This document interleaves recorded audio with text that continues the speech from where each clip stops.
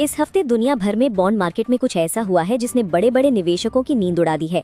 America, Japan, Germany और France में ब्याज दरें दशकों के सबसे ऊंचे स्तर पर पहुंच गई हैं और इसका सीधा असर आपके पोर्टफोलियो पर भी पड़ सकता है। इसी बीच भारतीय बाजार में एक ऐसी कहानी चल रही है जहां बड़े शेयर दबाव में है, लेकिन कुछ छोटे शेयर 5 दिन में 30 से 39% तक उछल गए। आज हम समझेंगे कि आखिर स्मार्ट पैसा कहाँ जा रहा है और सोमवार को बाजार किस दिशा में जा सकता है। तो वीडियो को लाइक करें, चैनल को सब्सक्राइब करें और बेल आइकन जरूर दबाएं ताकि कोई भी अपडेट आपसे मिस न हो। चलिए पूरी खबर को सिलसिलेवार तरीके से समझते हैं। इस हफ्ते दुनिया भर में सरकारी बॉन्ड की यील्ड यानी सरकार के कर्ज पर मिलने वाली ब्याज दरों में तेज बढ़ोतरी देखने को मिली। अमेरिका, जापान, जर्मनी और फ्रांस में लंबी अवधि के बॉन्ड की यील्ड कई दशकों के ऊंचे स्तर पर पहुंच गई है।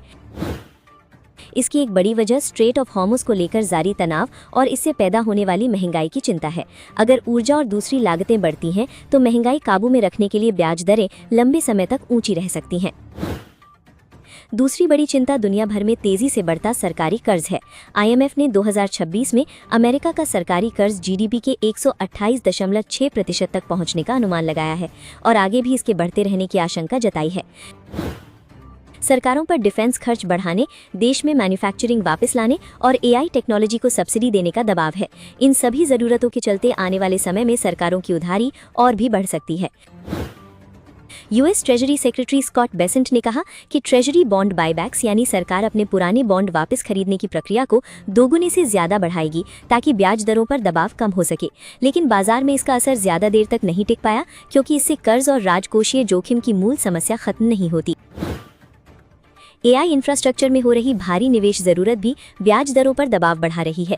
बिग टेक कंपनियां AI डेटा सेंटर के लिए बड़े पैमाने पर कॉर्पोरेट बॉन्ड बाजार से पैसा जुटा रही हैं, जिससे कर्ज के लिए प्रतिस्पर्धा बढ़ रही है। यही वजह है कि बैंक ऑफ अमेरिका के अगस्त सर्वे में ग्लोबल फंड मैनेजर बॉन्ड में काफी कम निवेश किए हुए नजर आए, जबकि इक्विटी यानी शेयर बाजार और खासकर AI थीम को लेकर उनका रुख काफी सकारात्मक बना हुआ है। हालांकि एशियाई फंड मैनेजर AI को लेकर पूरी तरह एक तरफा दांव नहीं लगा रहे। वे AI कंपनियों में निवेश बनाए रखते हुए डिफेंसिव यानी अपेक्षाकृत सुरक्षित सेक्टरों में भी पैसा लगा रहे हैं ताकि जोखिम संतुलित रहे, क्योंकि चाइनीज कॉम्पिटिशन के चलते AI की लागत लगातार घट रही है। इसीलिए निवेशकों का फोकस अब सिर्फ AI बनाने वाली कंपनियों से हटकर उन कंपनियों की तरफ बढ़ रहा है जो कम लागत में AI का इस्तेमाल करके अपना कारोबार बेहतर कर रही हैं, क्योंकि इनकी पूंजी जरूरत अपेक्षाकृत कम होती है। सबसे बड़ा जोखिम यही है कि निवेशक आज की सबसे लोकप्रिय AI कहानी को भविष्य की भी सबसे बड़ी निवेश थीम मान लें। अगर आगे चलकर बाजार की उम्मीदें बदलती हैं तो आज की पसंदीदा कंपनियों और शेयरों पर इसका बड़ा असर पड़ सकता है। यही स्थिति भारतीय शेयर बाजार के लिए एक अवसर भी बन सकती है, क्योंकि अभी भारतीय बाजार ग्लोबल AI थीम के मुकाबले कम आकर्षक माना जा रहा है। हालांकि इस बीच भारत में खुदरा निवेशकों के बीच निराशा बढ़ने के संकेत भी मिल रहे हैं। भारतीय बाजार के सामने कई और चुनौतियां भी हैं। एल नीनो का जोखिम, डोनाल्ड ट्रंप के संभावित आक्रामक टैरिफ और इंडिया पर बढ़ते व्यापारिक दबाव की आशंका बाजार की चिंता को और बढ़ा रही है। इसके अलावा RBI की मॉनेटरी पॉलिसी कमेटी यानी MPC की बैठक के मिनट्स भी बाजार को प्रभावित कर सकते हैं। ब्याज दरों में लंबे समय तक राहत मिलने की उम्मीद पर बैठे निवेशकों को इन संकेतों से अपनी रणनीति बदलनी पड़ सकती है। अमेरिका में बढ़ती बॉन्ड यील्ड भारतीय शेयर बाजार के लिए एक और बड़ी चुनौती है। Bank of America global research के मुताबिक ऊंची US ट्रेजरी यील्ड्स के कारण विदेशी निवेशकों के लिए भारत में निवेश से मिलने वाले संभावित रिटर्न की तुलना में जोखिम और अपेक्षित रिटर्न की मांग बढ़ गई है। बैंक ऑफ अमेरिका के आकलन के मुताबिक FII की भारतीय शेयरों में बिकवाली जल्द पूरी तरह पलटने की संभावना कम है। करीब 11.8% का रिक्वायर्ड रिटर्न यानी निवेश पर अपेक्षित रिटर्न अब भारतीय बाजार के लिए काफी ऊंची बाधा बन गया है। हालांकि तस्वीर पूरी तरह नकारात्मक नहीं है। कॉर्पोरेट इंडिया ने वित्त वर्ष 24 की पहली तिमाही में कई तिमाहियों के मुकाबले बेहतर नतीजे पेश किए हैं, जो घरेलू मजबूती का संकेत देते हैं। मार्केट एक्सपर्ट श्याम शेखर का मानना है कि इस समय ग्लोबल टेक्नोलॉजी और AI को लेकर बहुत ज्यादा उत्साह है, लेकिन ये ट्रेंड हमेशा इसी तरह नहीं रहेगा और आगे चलकर निवेश के नए अवसर भी सामने आ सकते हैं। रिसर्च हेड मधुचंदा दे के मुताबिक AI से जुड़ी मौजूदा हलचल स्थिर होने के बाद भारत में AI के इस्तेमाल से नए कारोबार और रोजगार के अवसर बन सकते हैं। यानी मौजूदा दबाव के बावजूद AI भारत के लिए लंबे समय में एक बड़ा मौका भी बन सकता है। भारतीय शेयर बाजार में इस हफ्ते करीब 0.5% की गिरावट रही और निफ्टी सेंसेक्स दोनों दबाव में रहे। आईटी, एफएमसीजी और पीएसयू बैंक्स में सबसे ज्यादा कमजोरी दिखी, जबकि निफ्टी आईटी इंडेक्स करीब 3% टूट गया और 30 से ज्यादा निफ्टी शेयरों में गिरावट रही। शुक्रवार को बाजार लगभग सपाट रहा। निफ्टी 20 अंक बढ़कर 2,04,252 पर और सेंसेक्स 3 अंक बढ़कर 77,541 पर बंद हुआ। बड़े शेयरों में एचडीएफसी लाइफ, इटर्नल, कोटक महिंद्रा बैंक, पावर ग्रिड और एक्सिस बैंक मजबूत रहे, जबकि टाटा मोटर्स, पैसेंजर व्हीकल्स, इंडिगो, इन्फोसिस, एचसीएल टेक और आईटीसी दबाव में रहे। कुल मिलाकर बाजार में ब्रॉड बेस्ड तेजी नहीं बल्कि स्टॉक स्पेसिफिक बाइंग हो रही है। निफ्टी सेंसेक्स भले ही करीब 0.5% गिरे हों, लेकिन कुछ छोटे शहर इसी हफ्ते 15% से 39% तक चढ़ गए, यानी चुनिंदा शहरों में ही असली पैसा आ रहा है। बाजार की कमजोरी के बीच प्रभा एनर्जी ने करीब 39% का साप्ताहिक रिटर्न दिया और एक महीने में यह शेयर करीब 49% चढ़ चुका है। कंपनी का मार्केट कैप करीब 2,978 करोड़ रुपए है और ये बीएसई एनर्जी इंडेक्स में शामिल है। वेकफिट इनोवेशंस में करीब 17% और वेलस्पन लिविंग में करीब 15% की साप्ताहिक तेजी रही। वेकफिट का मार्केट कैप करीब 4,655 करोड़ रुपए है, जबकि रेथान टीएमटी में 5 सत्रों में करीब 15% की तेजी आई। हालांकि ये शेयर एक महीने में अभी भी करीब 14% नीचे है। इस हफ्ते शुगर स्टॉक्स में जबरदस्त तेजी देखने को मिली। बलरामपुर चीनी 16%, बजाज हिंदुस्तान शुगर 33%, श्री रेणुका शुगर्स 15% और धामपुर शुगर 16% तक चढ़ी। इसकी वजह त्योहारी सीजन से पहले मांग बढ़ने की उम्मीद और चीनी की कीमतों में तेज उछाल रही। उत्तम शुगर मिल्स इस हफ्ते करीब 30% और 2026 में अब तक 132% चढ़ चुका है, जबकि अवध शुगर एंड एनर्जी एक हफ्ते में 13% और 2026 में 42% ऊपर है, यानी सेक्टर में तेजी काफी मजबूत रही। हालांकि शुक्रवार को सरकार ने 31 अक्टूबर तक 10 लाख टन रॉ शुगर के ड्यूटी फ्री इंपोर्ट की अनुमति दे दी, जिसके बाद शुगर स्टॉक्स में मुनाफा वसूली शुरू हो गई। बलरामपुर चीनी करीब 6% टूट गया और कई शेयर दिन के ऊपरी स्तरों से नीचे आ गए। आगे इंपोर्ट पॉलिसी ही इस सेक्टर की चाल तय करेगी। लेंसकार्ट सॉल्यूशंस के शेयर सोमवार 24 अगस्त को फोकस में रह सकते हैं, क्योंकि करीब $300 मिलियन यानी लगभग 2,900 करोड़ रुपए की ब्लॉक डील की खबर है। सॉफ्ट बैंक विजन फंड 2 अपनी 2.6% तक की हिस्सेदारी 635 रुपए प्रति शेयर के न्यूनतम भाव पर बेच सकता है, जो पिछले बंद भाव से करीब 4% डिस्काउंट है। एडलवाइज लाइफ इंश्योरेंस को IRDAI ने नियमों का पालन नहीं करने के मामले में चेतावनी दी है और 20 अगस्त के आदेश के तहत 6 महीने तक नया कारोबारी कार्यालय खोलने पर रोक लगा दी है। ये मामला वित्त वर्ष 25 में प्रबंधन खर्च और कमीशन से जुड़े नियमों के अनुपालन का है। अमागी मीडिया लैब्स में शुक्रवार को बड़ी ब्लॉक डील हुई, जिसमें SBI म्यूचुअल फंड ने करीब 285 करोड़ रुपए में 2.4% हिस्सेदारी खरीदी। साथ ही HDFC स्टैंडर्ड लाइफ इंश्योरेंस ने 0.83% हिस्सेदारी और ICICI प्रूडेंशियल म्यूचुअल फंड ने 0.43% हिस्सेदारी खरीदी, जबकि मौजूदा निवेशकों ने करीब 5% हिस्सेदारी 587 करोड़ रुपए में बेची। शैडोफैक्स में क्वालकॉम एशिया पैसिफिक ने 75 लाख शेयर यानी करीब 1.3% हिस्सेदारी औसतपन 245.13 रुपए प्रति शेयर पर बेचकर करीब 184 करोड़ रुपए की डील की। हालांकि इन शेयरों को किस निवेशक ने खरीदा, इसकी जानकारी अभी सामने नहीं आई है। मीशो में वाई कॉम्बिनेटर करीब 1.05% हिस्सेदारी बेच सकता है, जिसकी डील वैल्यू करीब 957.5 करोड़ रुपए बताई गई है। ब्लॉक डील का फ्लोर प्राइस 197.5 रुपए प्रति शेयर रखा गया है, जो पिछले बंद भाव से करीब 4% डिस्काउंट है। सुज़लॉन एनर्जी ने 2026 की एनुअल रिपोर्ट जारी की है, जिसमें कंपनी की कमाई 16,679 करोड़ रुपए और EBITDA 3,022 करोड़ रुपए रहा। ग्राहकों से मिलने वाला पैसा यानी ट्रेड रिसीवेबल्स 68% बढ़कर 6,486.53 करोड़ रुपए हो गया है। रिपोर्ट में 158.99 करोड़ रुपए की संभावित देनदारियों और सेबी के शो कॉज नोटिस का भी जिक्र है। हालांकि सुज़लॉन का कहना है कि इन मामलों से कंपनी के फाइनेंशियल स्टेटमेंट्स पर कोई बड़ा असर नहीं पड़ेगा। रिपोर्ट में सुज़लॉन की SAU 144 टरबाइन के लेकर भी अच्छी जानकारी सामने आई है, जिसे करीब 9,000 मेगावाट के ऑर्डर मिल चुके हैं। इसके नए मॉडल में करीब 62.5% कम स्टील इस्तेमाल होता है और भारत की 1164 गीगावाट विंड पोटेंशियल में अभी सिर्फ 5% का ही इस्तेमाल हुआ है। अपोलो माइक्रो सिस्टम्स को प्रीमियर एक्सप्लोसिव्स में 26% हिस्सेदारी खरीदने के ओपन ऑफर के लिए सेबी से अपडेट मिला है। कंपनी 698 रुपए प्रति शेयर के भाव से 1.40 करोड़ शेयर खरीदना चाहती है। इससे पहले प्रमोटरों से 41.33% हिस्सेदारी 1,550 करोड़ रुपए में खरीदने का समझौता कर चुकी है। इस डील के पूरा होने के बाद अपोलो माइक्रो सिस्टम्स का प्रीमियर एक्सप्लोसिव्स पर कंट्रोल हो जाएगा, जिससे कंपनी का डिफेंस बिजनेस और मजबूत होगा। GHCL के गुजरात सोडा ऐश प्रोजेक्ट को NGT से राहत मिली है क्योंकि प्रोजेक्ट के खिलाफ दायर तीनों अपील खारिज कर दी गई हैं। शुक्रवार को GHCL का शेयर 442.35 रुपए पर बंद हुआ। NTPC ग्रीन एनर्जी की आमने सेकी के पीक पावर टेंडर में 500 मेगावाट क्षमता हासिल की है, जिसमें टैरिफ 6 रुपए प्रति किलोवाट तय हुआ है। शुक्रवार को शेयर 91.55 रुपए पर बंद हुआ। पावर ग्रिड ने गुजरात ट्रांसमिशन प्रोजेक्ट के लिए TBCB प्रक्रिया में 823 करोड़ रुपए का वार्षिक टैरिफ बिड जीता है। इस खबर के बाद शुक्रवार को पावर ग्रिड का शेयर 2.66% बढ़कर 272.30 रुपए पर बंद हुआ। जी एंटरटेनमेंट ने प्रमोटर ग्रुप सनब्राइट मॉरिशस को 126 रुपए प्रति शेयर के भाव से 20.94 करोड़ कन्वर्टेबल वारंट्स जारी किए हैं। पूरी तरह कन्वर्ट होने पर कंपनी को करीब 2639 करोड़ रुपए मिलेंगे, जिससे फंडिंग मजबूत होगी।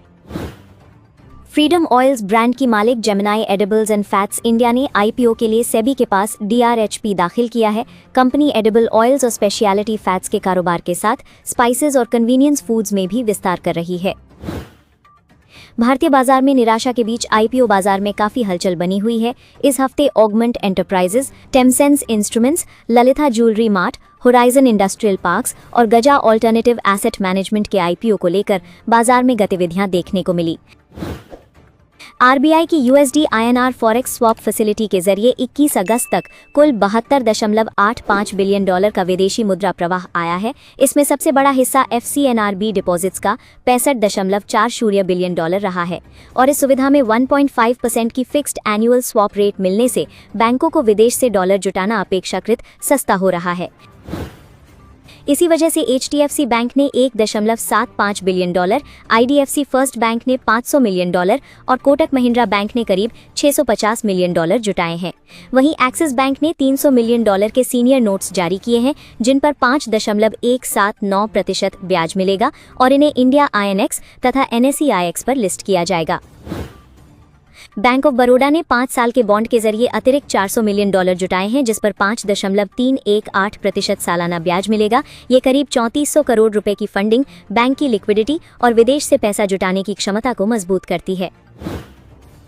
फेडरल बैंक के बोर्ड ने गिफ्ट सिटी के जरिए 500 मिलियन डॉलर तक विदेशी मुद्रा वाले बॉन्ड से फंड जुटाने की मंजूरी दी है। साथ ही जून तिमाही में बैंक का NII 26% बढ़कर 2,946 करोड़ रुपए और मुनाफा 36.5% बढ़कर 1,177 करोड़ रुपए रहा, जबकि नेट NPA घटकर 0.18% हो गया। निवेशकों के लिए कुल तस्वीर ये है कि भारतीय बैंकों की विदेश से फंडिंग बढ़ रही है और RBI की सस्ती स्वैप फैसिलिटी इसमें मदद कर रही है। हालांकि इन बॉन्ड पर ब्याज भी देना होगा, इसलिए शेयरों के लिए ज्यादा महत्वपूर्ण ये रहेगा कि बैंक इस फंड का इस्तेमाल कितनी कुशलता से करके कमाई बढ़ाते हैं। NSO के आंकड़ों के मुताबिक वित्त वर्ष 27 की पहली तिमाही में भारत के अनइनकॉर्पोरेटेड नॉन फार्म सेक्टर यानी छोटे गैर कृषि कारोबारों में पिछली तिमाही के मुकाबले 5.4% कम कारोबारी इकाइयां और 9.7% कम रोजगार रहा। हालांकि सालाना आधार पर कारोबार 9.2% और रोजगार 6.55% बढ़ा है। कमजोरी सबसे ज्यादा ग्रामीण इलाकों में दिखी, जहां कारोबारियों की संख्या करीब 10% और रोजगार 13.4% घटा। मैन्युफैक्चरिंग में कारोबार 8.6% और रोजगार 12.1% घटा, जबकि ट्रेड में कारोबार 11.2% और रोजगार 12% कम हुआ। दूसरी तरफ छोटे कारोबारों में इंटरनेट का इस्तेमाल बढ़कर 82.2% हो गया और कुल रोजगार में सेल्फ एम्प्लॉयड यानी खुद काम करने वालों की हिस्सेदारी बढ़कर 62.4% पहुंच गई। हालांकि ऑनलाइन फाइनेंशियल सर्विसेज का इस्तेमाल थोड़ा घटकर 79.9% रहा। ब्रोकरेज 361 कैपिटल ने NBFC सेक्टर पर रिपोर्ट जारी की है और कहा है कि कर्ज की मजबूत मांग के चलते सेक्टर में आगे भी अच्छी ग्रोथ रह सकती है। वित्त वर्ष 27 की पहली तिमाही में NBFCs का NII 23.9% और मुनाफा 36.9% बढ़ा। निवेशकों के लिए व्हीकल फाइनेंस में 16.8% लोन ग्रोथ सकारात्मक रही, जबकि हाउसिंग फाइनेंस की ग्रोथ सिर्फ 5.6% रही। गोल्ड फाइनेंस की ग्रोथ 47.1% रही, लेकिन इसमें ब्याज से होने वाली कमाई पर दबाव बढ़ रहा है, जबकि पावर फाइनेंस सबसे कमजोर रहा, जहां लोन बुक ग्रोथ सिर्फ 3.2% रही। अरविंद फैशंस पर बाय रेटिंग बरकरार रखते हुए 680 रुपए का टारगेट दिया गया है। 449 रुपए के भाव से करीब 51% तेजी का अनुमान है, जहां बेहतर ऑनलाइन रिटेल ग्रोथ और मार्जिन सुधार को वजह बताया गया है। अपीजे सुरेंद्रा पार्क होटल्स पर पीएल कैपिटल ने बाय रेटिंग के साथ 156 रुपए का लक्ष्य दिया है। 116 रुपए के भाव से करीब 34% ऊपर का अनुमान है और नए होटल और अधिग्रहण से ग्रोथ को सपोर्ट मिलने की उम्मीद है।